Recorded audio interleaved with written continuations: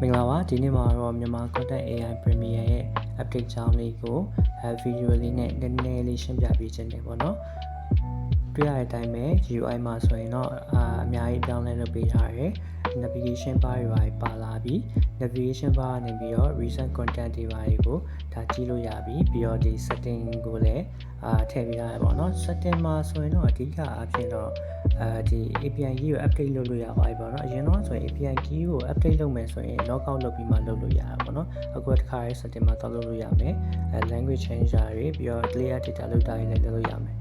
ဒီဟာကတော့new feature ပေါ့နော်ဒီ AI ကိုကိုယ့်ရဲ့ရေးပြီးသား content တစ်ခုပေါ့နော်ကိုယ်စိတ်တိုင်းကြတဲ့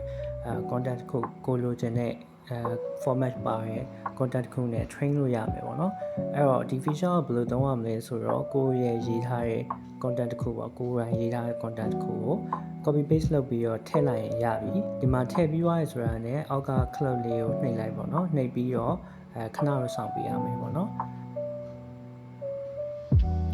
သူကအလုပ်လုပ်တဲ့ပုံစံကတော့ကိုရေးထားတဲ့အသုံးအနှုန်းလေးပေါ့နော်အသုံးအနှုန်းလေးတွေကိုသူက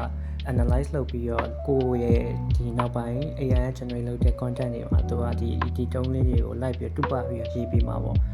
ကိုရေးထားသလိုကွက်တီရောမဖြစ်ဘူးဒါပေမဲ့အရင်ကထက်ဆိုင်တော့ပို့ပြီးတော့နီးစပ်သွားတာပေါ့ဗျာဒီမှာဆိုရင်သူရဲ့ဒီ analyze လုပ်တာလေးကပြီးပါပြီပေါ့နော်ဒီမှာ toggle လေးခုတွေ့လိမ့်မယ်ဖွင့်ထားရဲဆိုတာ toggle လေးပေါ့အဲ့ toggle လေး on ထားရဲဆိုရင်ဒီ AI generate လုပ်တဲ့အခါမှာဒီ feature ကိုထည့်သုံးပြီးတော့ generate လုပ်ပေးမယ်ပေါ့အကယ်၍မထည့်မသုံးဆိုလည်းရတယ်ပေါ့နော်ဒီမှာတော့ကျွန်တော်တခုစမ်းပြီးတော့ရေးပြထားတယ်ပေါ့နော် generate လုပ်တဲ့နေရာမှာပေါ်တဲ့ဒီ loading effect လေးရာအစ update လုပ်ပေးထားရဲအရာနဲ့မတူတော့ဘူးပေါ့နော်ဒီမှာဆိုရင်အသုံးအနှုန်းလေးတွေကကျွန်တော်သုံးတဲ့အသုံးအနှုန်းလေးပါတယ်ပေါ့နော်ကိုထည့်ထားတဲ့ content ရဲ့ကို analyze လုပ်ထားတဲ့ content ရဲ့အသုံးအနှုန်းလေးပါနေတာကိုတွေ့ရလိမ့်မယ်ခေါင်းစဉ် generate လုပ်တာတို့ပုံထုတ်တာတို့နဲ့ပတ်သက်ပြီးတော့လည်းဒီ loading အပိုင်းလေးမှာပြင်ပေးထားတာလေးရှိရပါတော့ recent content ကိုတွားကြည့်ရဆိုရင် recent content ရဲ့ပုံစံလေးနည်းနည်းပြောင်းပေးထားတယ်ပေါ့နော်နည်းနည်းလေးကြည့်ပြီးရှင်းပြဖို့ရှိသွားအောင်ပေါ့ဆိုတော့ဒီမြန်မာ content AI update ကတော့ဒီလောက်ပါပဲအားလုံးကိုကျေးဇူးအများကြီးတင်ပါတယ်